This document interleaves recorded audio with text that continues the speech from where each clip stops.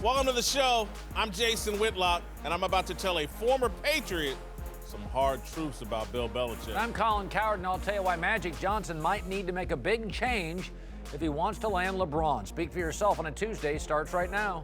Call security. Willie and I may get in a fight over here. He had a little bass in his voice before the show. Hello and welcome. We're joined today by former NBA All-Star Kenyon Martin and NFL Network analyst Willie McGinnis. Let's start in Oakland, where the Warriors have now won 3 in a row, absolutely destroying the Suns last night after Steve Kerr used a very unorthodox form of motivation, handing off his clipboard to Draymond Green, Andre Iguodala, and David West, and letting the players coach themselves during the timeout. Here's a couple of different takes on last night, including Kerr and former NBA coach Sam Mitchell. It's the players' team. It's their team, and they have to take ownership of it. And as coaches, our job is to nudge them in the right direction, guide them. But we don't control them. They determine their own fate. And I don't feel like we focused well at all the last month. And it just seemed like the right thing to do. And I thought they communicated really well together, and they drew up some nice plays, and it was a good night. I think just having to count on each other and not hearing my voice, which, sort of sounds like Charlie Brown's teacher or parents or whoever's voice that is. At this point, that's what I sound like to them. So they needed a different voice. I have nothing to say. All I know is for the people who think it's great, just let someone come to show up at their job with no experience, and that's not what they do, and you let them do your job.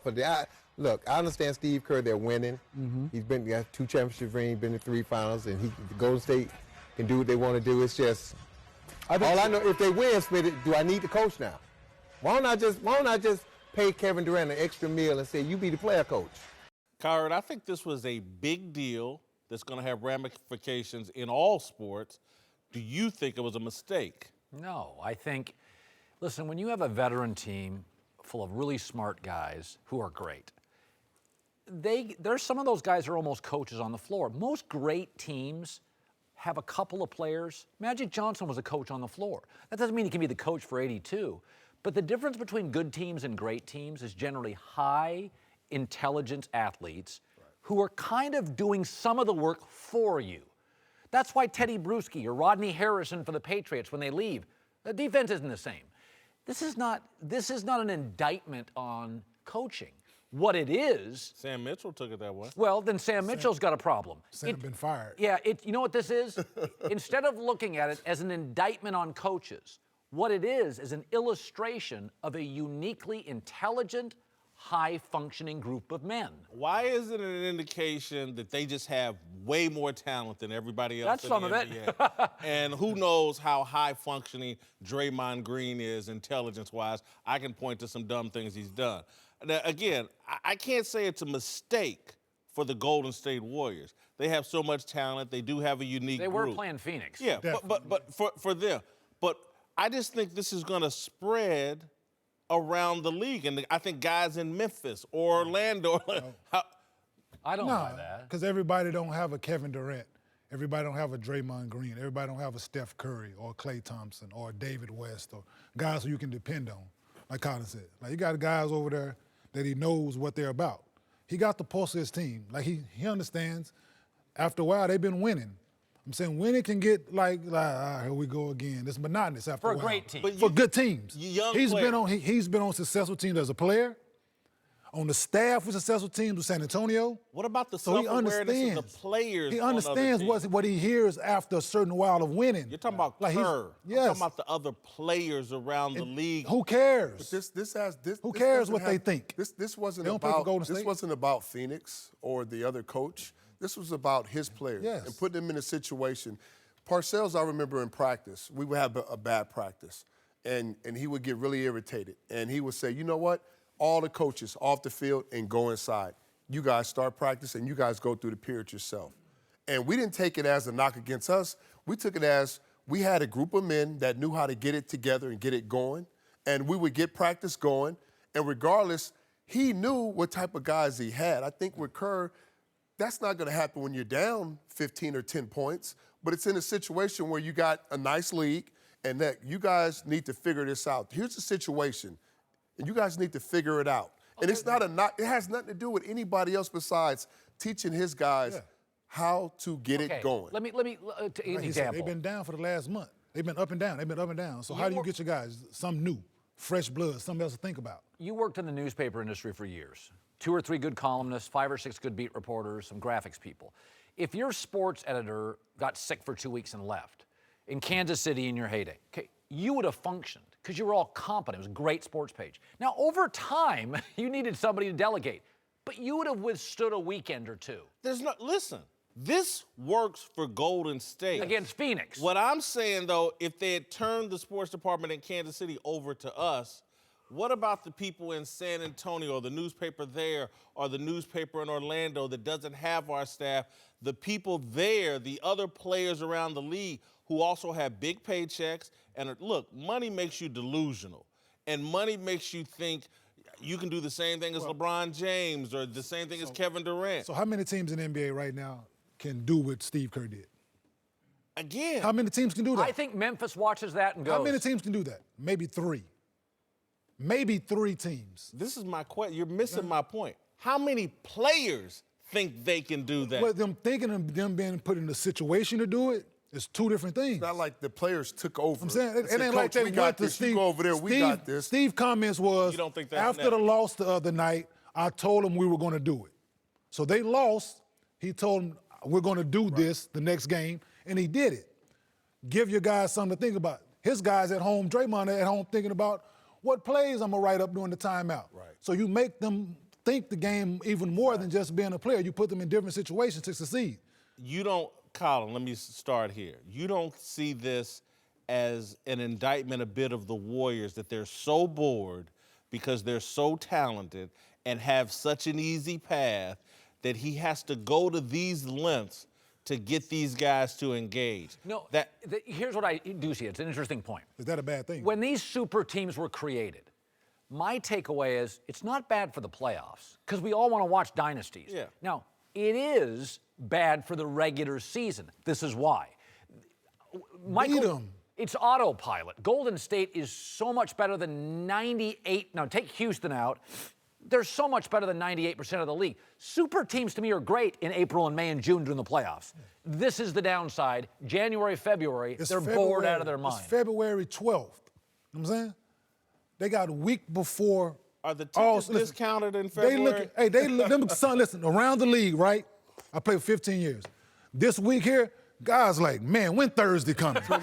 When is Thursday getting here? Listen, when am I going on vacation? Kenya, when All-Star Weekend? I get when? your Listen, point. it's 3 days, countdown, 72 hours. Starts now. I get your point. But people buy tickets and people tune in to see great competition and engaged superstars.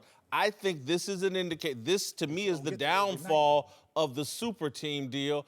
They are so bored, and it's so easy for them that Steve Kerr's had, you know what, I got to turn the team over to y'all to get y'all to play hard. Or could this have been the message? Sometimes, like you said, I started to sound like Charlie Brown. The message gets a little stale. Definitely. So let me reinvent a different way to engage or to get these players' attention and to get them more involved in what's going on. Let me put the ownership on them. Yeah. You guys go back and figure it out, and then once we get back in this situation, you guys are going to take control for a little while. And let me see how you guys delegate this thing. Because sometimes a coach saying the same thing on a really, really great team, because I've been on those teams, they find different ways to motivate you. It's only so many days you can come to a locker room or to a meeting room and say the same thing when you're constantly winning football or basketball or baseball games, and guys are going to be like, Coach, we heard that. You tell them this right, and they lose. You tell them the same thing, they lose. You tell them the same thing. So you're like, how do you get their attention?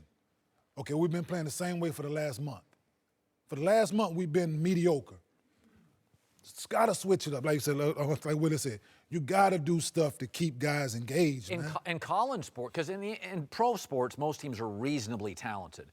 But how does Alabama, next year they're going to be a 20-point favorite in 8 of their games. How do they stay motivated? That's what coaching is. If you go to a bookstore and you go to the business part of the bookstore, they have all those books. 8 steps to be a better manager. One of the steps is, how do you keep employees motivated when they're talented and it's easy. I think y'all are hearing me say that this is some kind of horrible negative. I don't think it's some kind of horrible negative. I don't. I think it's an indication that things have changed. If you dump this much money on athletes, on young people, they are much different to coach than in Willie McGinnis's era or Kenyon Martin's era. And so, again, I see this becoming more popular. I see this happening more in the NBA. And, hell, I could see it as one day affecting the NFL. Because, again, it's – Kenyon, when these guys are making, Paul Millsap is making $30 million. It's hard for the $3 million a year coach. I get that, but you got to have the right player. Listen, you think Peyton Manning didn't ever go into a game and pretty much work things out and coach himself offensively? And some of those times during his heyday, do you really think he needed an offensive coordinator to tell him what he needed to be in or what he needed to do? So you really got guys like that that's able to do that.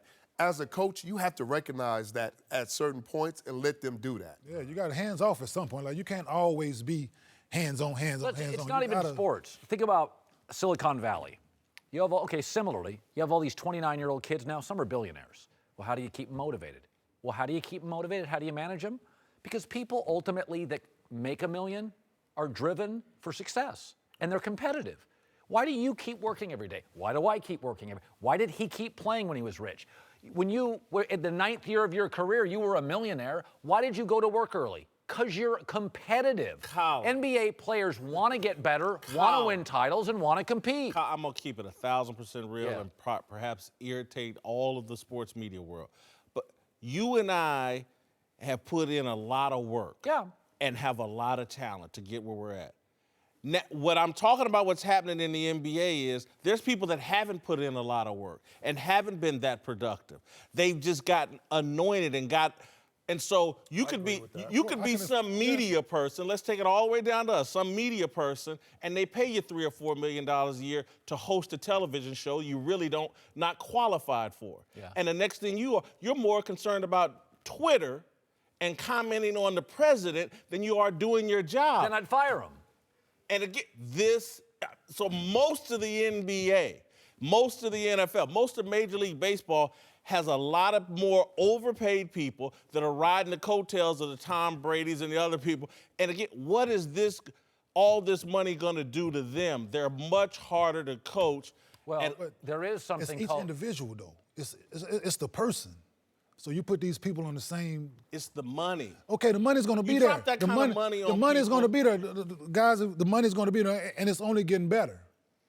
Like, these guys getting paid $200 million now, right? I don't think you can do that with every team. You can't. Like I understand your point. Like, some of the younger guys that's coming into the league, like they don't really understand what it means to be a pro and how to get yourself ready and how to be accountable and how to prepare and all those other things. I think this is a special situation because of the group of men that you have. And where do you get that from? So I think, vets, right? You get it from vets. So I think you can only do this with a team like that, with a bunch of guys that play with a chip, that have egos, that have pride, that are professional, that work really hard, that are competitive. So he challenged them pretty much. I thought it was just another challenge. So let me ask you this. So he didn't give the clipboard to JaVale McGee?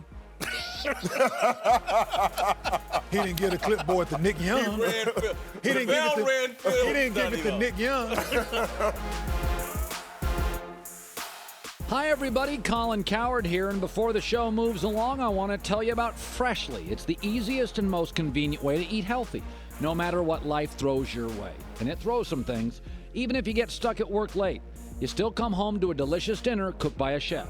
No more worrying about having to figure out what you have left in the fridge, that's me, and especially no mess to clean up. Freshly chefs source the finest all-natural ingredients. They work with nutritionists to ensure their meals are as healthy as possible. A couple of meals to keep your eye on: the spaghetti squash and meatballs and the turkey shepherd's pie. Restaurant quality and delicious, I've had that. The best part about Freshly is the number of comfort meals, love those, they currently have that are also super healthy. There's no weekly commitment, only get deliveries when you want them. Check out this week's menu. Created by Freshly chefs, get $25 off your first order of 6 chef-cooked dinners, plus free shipping. That's key, free shipping. Go to freshly.com/Fox Sports. Freshly.com/Fox Sports. You'll feel so relieved. You come home, no headache. Use Freshly. $25 off your first order. All right, welcome back. Joined now by Fox NBA analyst Chris Broussard, founder of the Big League, Jason McIntyre. Let's move to LaVar Ball, who has been busy getting his two young sons' careers launched in Lithuania, but he made it clear yesterday he believes their futures playing in the NBA alongside their brother Lonzo Ball. In fact, LaVar believes so strongly that he started threatening Lonzo's team, the Lakers, saying, quote, "I want all three boys to play for the Lakers. If they don't take Jello this year, I bring back Jello here to play with Melo for 2 years, and Lonzo will be on his third year. And I let every NBA team know that Lonzo's not going to re-sign with the Lakers, but will go to any team that'll take all of my three boys. That's my plan." Whitlock, should the Lakers already consider moving on from Lonzo Ball? Well, let's remember, this is his newest plan. He was first going to take out Nike and Adidas and Under Armour with his T-shirt company, Big Baller brand, and that hasn't come to fruition. He's now announced another plan that he doesn't even understand the NBA system. I don't think his son will be available to leave the Lakers until 2022. So LaVar Ball is a hot mess, and he may create such a mess that it's hard to recruit free agents here, and the Lakers may have to consider moving on. Yeah, I think they have to be prepared to move on. It's almost like, you and I get on a plane. I don't think it's going to crash, and nor do they. But I know where the exits are. I'm aware of where the exits are, and they remind me where the exits are. I'm not here to trade Lonzo, but I got phone numbers of every GM, because this morning I wake up and I think, this is the All-Star weekend. This was my beauty. I was going to show all these stars. This is what LA's like in February.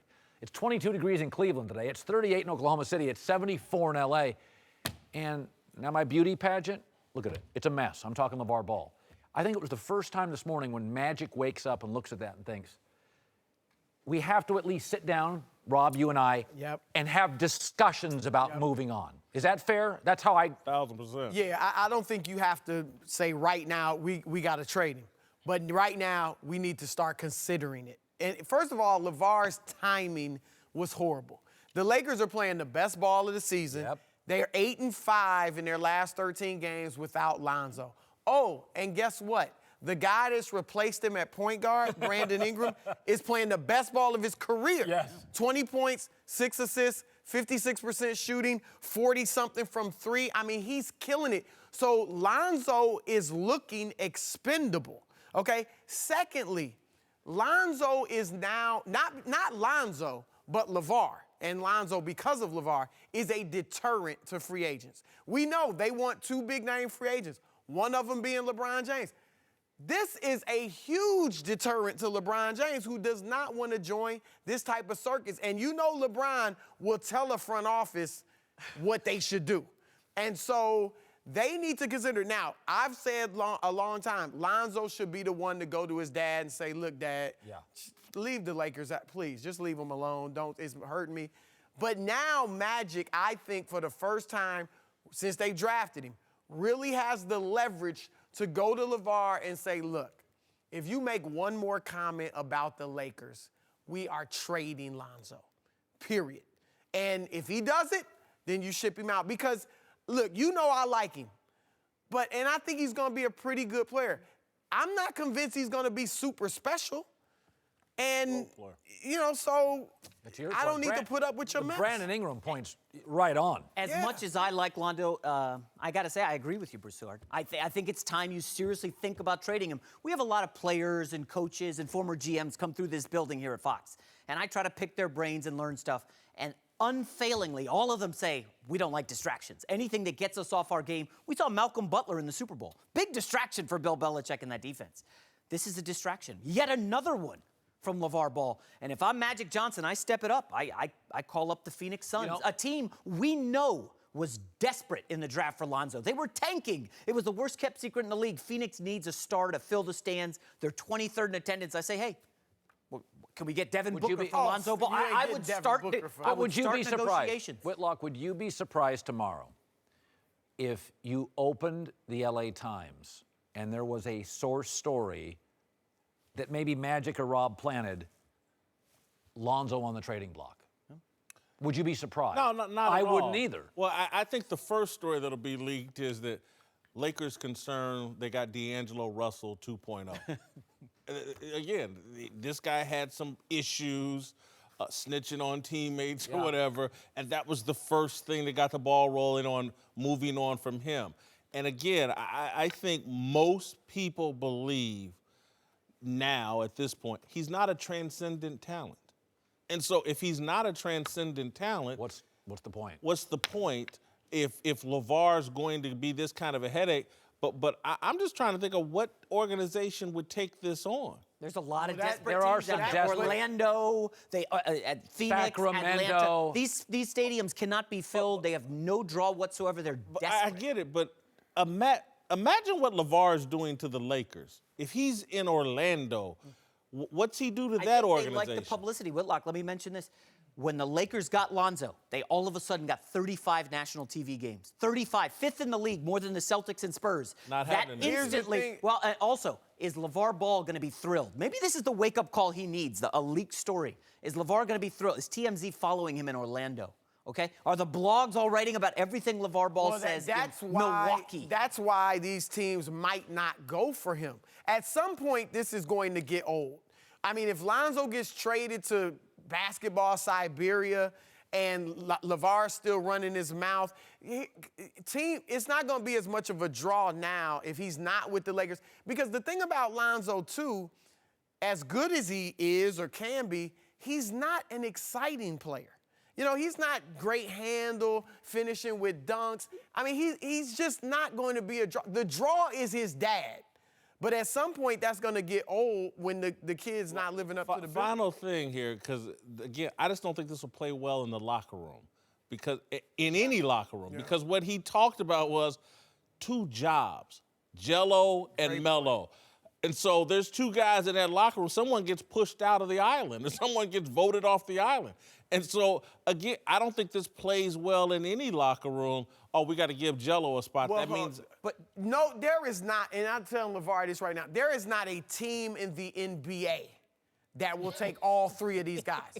Period. Like, no, if he wants the three of them to play together, they better be in Bosnia or Lithuania or Serbia, somewhere like that. I'm not sure. There's no way. I don't know if Duke would take all three.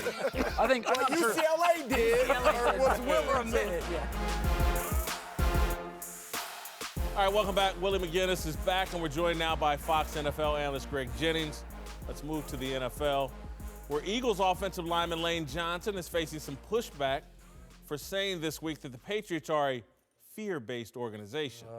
Pats linebacker Marquise Flowers tweeted at Johnson that 5 Super Bowl wins is 5 times more fun than 1. And former Patriot Teddy Bruschi said he had a lot of fun in New England, which drew even more shade from Lane, who responded, quote, "Once a company man, always a company man, Teddy." Cowherd, you know I think the Patriots have an image problem. You agree? No. Come on, man.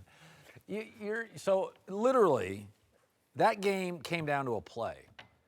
If the play went New England's way, we would be like, holy moly, this is the greatest dynasty in team sports.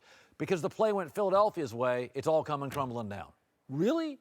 They literally got to a Super Bowl without Dante Tyahauer, Julian Edelman, Brandon Cooks, a terrific receiver, got hurt in the second quarter. How in the world they got to the Super Bowl and like we're in it with a minute to go is remarkable. And now they're bickering with Lane Johnson publicly. They're not bickering. Started all that. He's the chatty guy. He started all that. He put all that out there. Like, he just won a Super Bowl. They responded. But you just won a Super Bowl. What there ain't no punks in that locker room or played there, so they're going to respond. Bickering. That's public but what bickering. I'm saying is you just won a Super Bowl. Be happy that you were on Yes. the field once. Class. Be happy that you were on the field, because there's times you haven't saying been Lane on the Johnson field. isn't happy?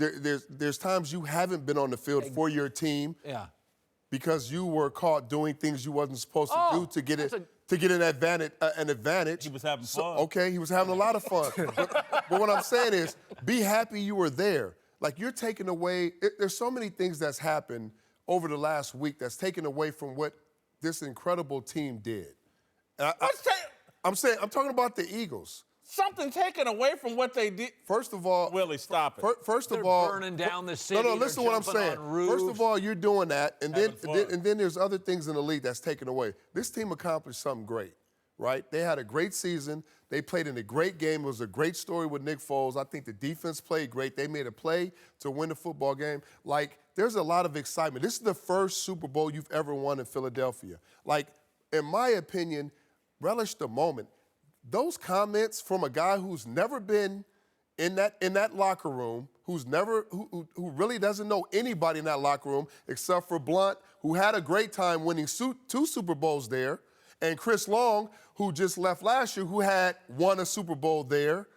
Those are the only 2 guys you really know. Lane Johnson doesn't know anything about New England. So my point is like, why are you commenting on what the Patriots are doing when you should be worried about what you're doing? He threw a rock, and when the rock hits it hit some dogs, and they're barking. No, but there was some truth to what he said. It's not no truth, because nobody has been in that locker room who's making those comments. Willie, I agree with you to a degree. And here is why. For me, what Lane Johnson is going off of is sheer perception, because that's all he has to go off of. But he also has those 2 guys you mentioned, and Garrett Blunt and Chris Long in his locker room. What do guys do in the locker room? They talk about the culture that they either just experienced or they didn't. Can talk. But you can't talk about having fun. I understand what you're saying. I totally understand what you're saying. But it would be hard for me to believe that they came over saying, man, because guys are going to ask, how is it in New England? Because guys want to know, how is it in New England? Is it really uptight? And you think they came over there and said, man, it's great. I had a blast. And then he makes these comments?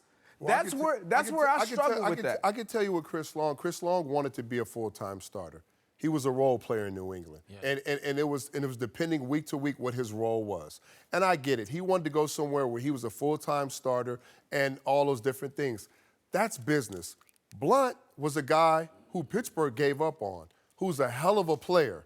Absolutely. And they took a chance on Blunt, and Blunt flourished in that system. And it's the reason why he got a nice contract in Philadelphia. Now, I can tell you this about Blunt. Blunt is a grown man.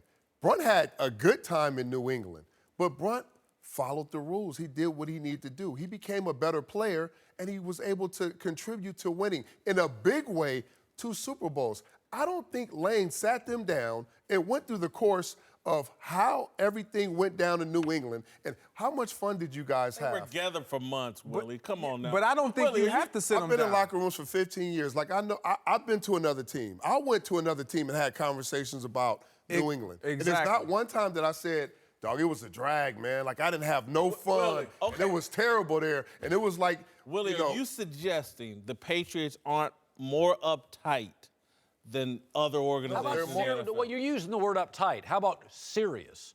Buttoned up. How about just keeping things in-house? What happens when things robotic? You play football. Okay, yeah. well, I like use the word. You're using words that are like trigger words. You're like robotic, evil, and I'm like serious, adult, grown up, successful. No, you shed a lot of light earlier today, talking about how Bill Belichick takes all the attention away from what's going on in the locker room, in that culture. By his press conference. By his press conference and his demeanor. And he does, but that's all we have to go off of. And then when guys follow up, Tom Brady and Gronk has a little bit more fun, but you don't see a lot of in his press conference. He's not as tight, but he's still controlled in what he knows he can and cannot say. He doesn't go all the way over like I believe he would if he were somewhere else. And that's what I think. But I got to pin him down, Greg. I saw you earlier today on The Herd. Okay. You agree with the Malcolm Butler decision? I don't know. With it? Here's the thing. I don't know what transpired. Now, if there's something Robert Kraft doesn't know what transpired. Right. I was in the box with Robert Kraft when we both found out he was not playing. So here's my thing. I don't know what transpired during the week with that whole situation. Now, do you believe Malcolm Butler's side? I haven't heard it. I haven't talked to Malcolm Butler. He put out a statement. He put out a statement, but I haven't talked to the coaches either. So let me just say this. I've been on Super Bowl teams where players were sent home for being a distraction or not following rules.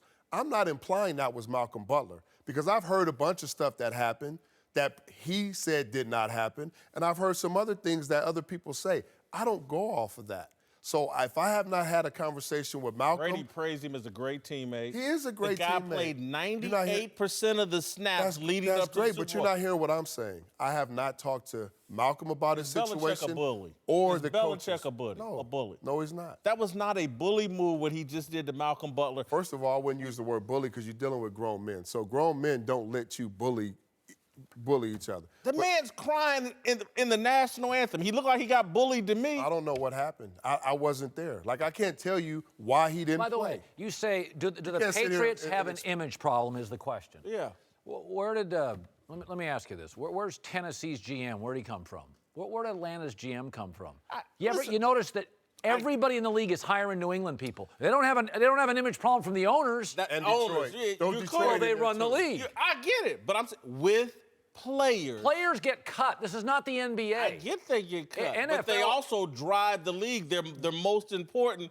And I'm telling you, Lane Johnson is not alone in his thoughts. And look, by the way, Lane Johnson is a 2-time suspended player. You know what he is? You taking that credibility? By the way, Lane Johnson. It's not Brady missed 4 games. He got suspended. Well, he's the greatest player of all time. Lane Johnson, Mr. Fun Guy Lane Johnson. His team needed him 2 years ago. Where was he? Out for 10 games, suspended a second time. There's Mr. Fun Guy. Fun Guy take a shortcut. He's holding a Super Bowl ring right now. Okay, but Brady's got 5 of them.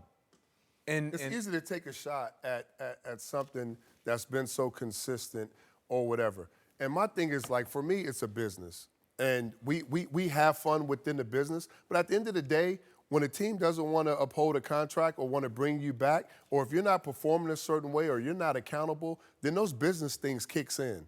Like, you have fun when it's time to have fun. Like I said earlier on the show, I had a great time, and I had a great time with a lot of my teammates. But when it was time for us to work, it got serious because we expected a lot out of each other. We pressed each other. And the players in that locker room, not the coaches, the players created an atmosphere that made it uncomfortable if you wasn't doing what you're supposed to be doing. We held each other accountable. So a lot of things as captains never got up to the coaches or to the ownership because we handled it in our locker room. Who's holding Belichick accountable? Because what he his owner. And he's not doing a good enough job. That's not. why Brady has a problem with it. That's why players around the league are starting to speak out. And look, I've always liked and respected Belichick. This was an eye-opening deal for me with this Malcolm Butler. That's why they lost the game, because of Michael Butler didn't play. You taking that from the Eagles? The only reason why they won? 41 points, Willie? Is that the reason why? Nick Foles looking like Roger Staubach? So you're saying one player was responsible for 41 points? He didn't play a snap on defense. He's responsible for 41 points. He might have I wouldn't say they would have won the game. He could have impacted the game being out there. But when you based on what we you're didn't right. see. You're 100% right. But what I'm saying is most teams that you can speak to this. When I was in Green Bay, we had a leadership council pretty much. Right. Coaches make decisions, but then when it's player-based, the players make the final decision. Absolutely. You go to your leaders and you say, what are we going to do to enforce whatever rules that he was broken or whatever? What are the consequences going to be? Is that the case? Because it doesn't seem like that is even the case. What did you guys always vote in? When it's a players' council, if he came to a game, regardless of what this player did or did not do, I'm pretty sure it always came to the favor where maybe we'll just take a little money, but we need this player to be on the field. Regardless of what the situation was, this player's going to be on the field. But see, that's not how it works from a coaching type of thing, because if you're delivering a message, whatever it is, or if he didn't do whatever people are assuming he did or didn't do, or whatever the case may be, like I said, I don't know. I'm not taking sides either way. All I'm saying is something transpired that we don't know about, and that was the reason why he didn't play. So I haven't talked to anybody, but based on what you're saying, the players made the decision, right? So a guy could come late to curfew, a guy could miss practice, a guy could possibly do whatever, and then you guys would vote and be like, well, we still need him for the game. So regardless of what he's done, is that the right message to send? By the way, the NBA is a players' league. The NFL's not. Broadway, New York, that is a star-driven enterprise. Movies is about the franchise. I don't care who plays Iron Man. I'm going to go watch Iron Man 4. The NFL's never been about the player. The NBA is player-driven. In the NBA, Malcolm Butler plays. The players go, you're putting him on the floor. That's not the way the NFL works. I'm looking at Patriot players. I think Brady and everybody else in that locker room wanted Malcolm Butler to play. They didn't know he wasn't playing. Did you see the national No, I'm saying they didn't know until that point. Crying, they didn't know until that point. Basically consoling him right before the Super Bowl. Bill Belichick made a huge mistake, and I think his players on his team and around the league are going to hold him accountable, even if those of us in the media won't. Welcome back. Greg Jennings here, Willie McGinnis still. Let's move to Baker Mayfield, who is gearing up for the NFL draft and trying to shake comparisons to another undersized Heisman winner with an outsized personality, Johnny Manziel. But Manziel, who is trying to make an NFL comeback, says Baker might actually benefit from the comparison. Me and Baker, I feel like have a really cool friendship, and I feel like he's handling it the exact right way. He's like, listen, and I'll say the same thing. We're completely different people. I have all the faith in the world in him. I think he's going to be a really good player. If anything, people can compare him to me, but he can learn from what I did wrong. He can try and take something that I did and make it a positive for him. All right, Whitlock, will these Manziel comparisons hurt Baker Mayfield's draft stock? I'm not 1,000% sure, but I think the comparisons are fair. And if some organization or a handful of organizations or most of the organizations sit there and say, you know what, this kind of smells like Manziel, I think they're justified in doing that. And again, that's not – I like Baker Mayfield. I don't like him at the top of the draft. I like him at the end of the first round or beginning of the second round. But I do think the comparisons to Manziel are fair. He's on tape, getting arrested. He's got an attitude on the field. He's cocky. And again, it might turn into a positive, but we've seen it blow up with Manziel. And, he's undersized. And he played in a bit of a gimmicky offense. I think the comparisons are fair. We'll see if it hurts his draft. Well, I always thought Baker Mayfield's biggest problem, despite his size, is his lack of self-awareness. I just don't think smart guys are grabbing their stuff on the sidelines. The cameras are on. You're Oklahoma. It's a top 5 program. All your games are televised. Some people in life have great self-awareness. Johnny Manziel didn't have any, and Baker does. I mean, you just can't do that. Everybody keeps pandering to him. Well, he's that's not acceptable. I'm going to make you a $100 million player. That's just not acceptable. And so he has lacked, look at this, he's getting caught. Come on, dude. So I think the comparisons are fair, same basic region of the country, same gimmicky offense. And if I was Baker Mayfield, I would completely distance myself from Johnny Manziel.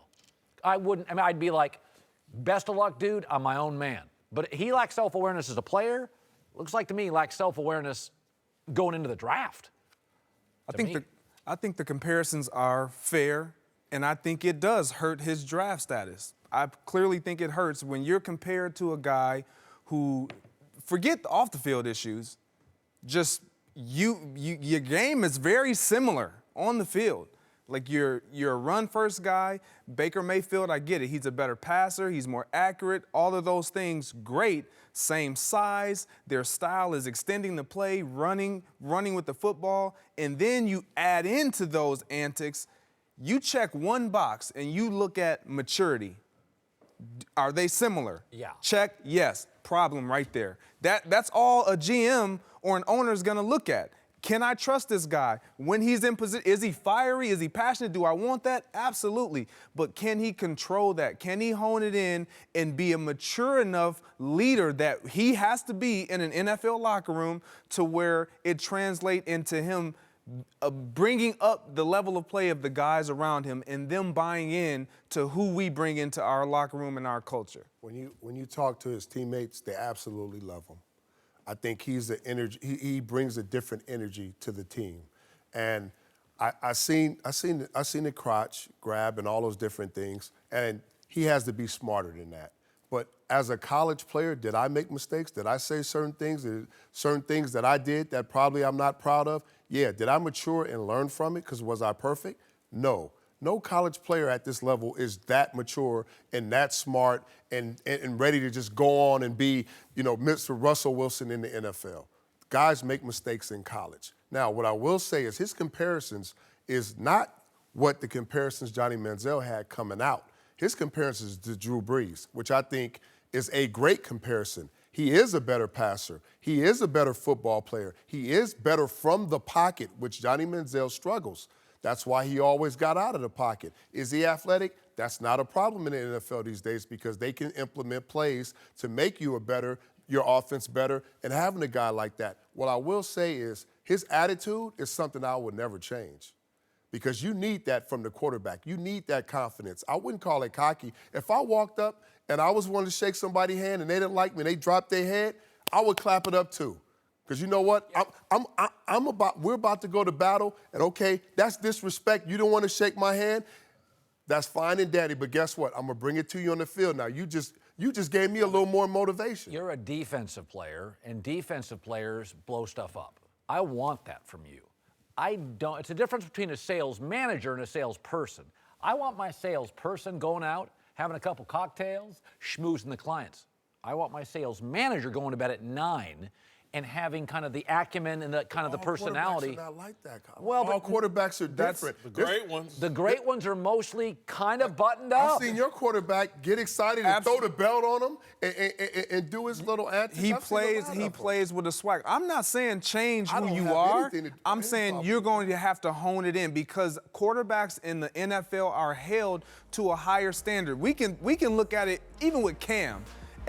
As much success that Cam has had, because he's so much of an emotional roller coaster, we identify him as immature. Welcome back. Time for last call. Let's move to Oklahoma City, where LeBron and his new teammates will look to keep it going tonight against the Thunder, who might be without Russell Westbrook and Carmelo Anthony.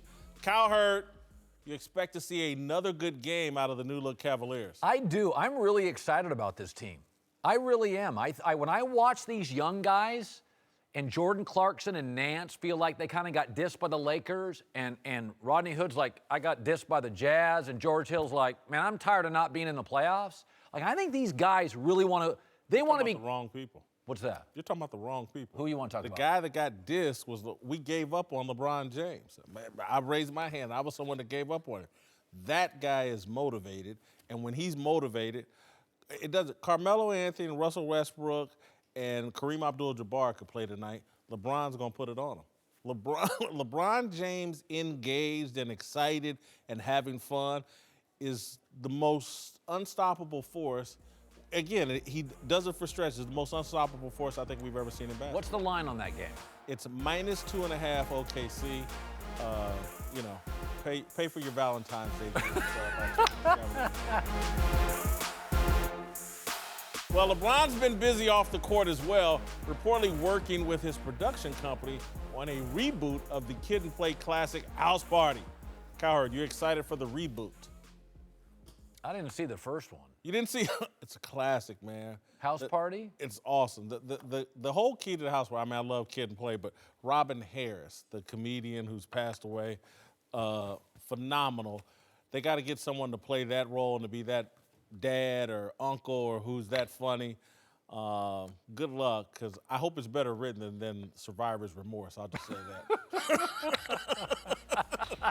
I love engaged LeBron.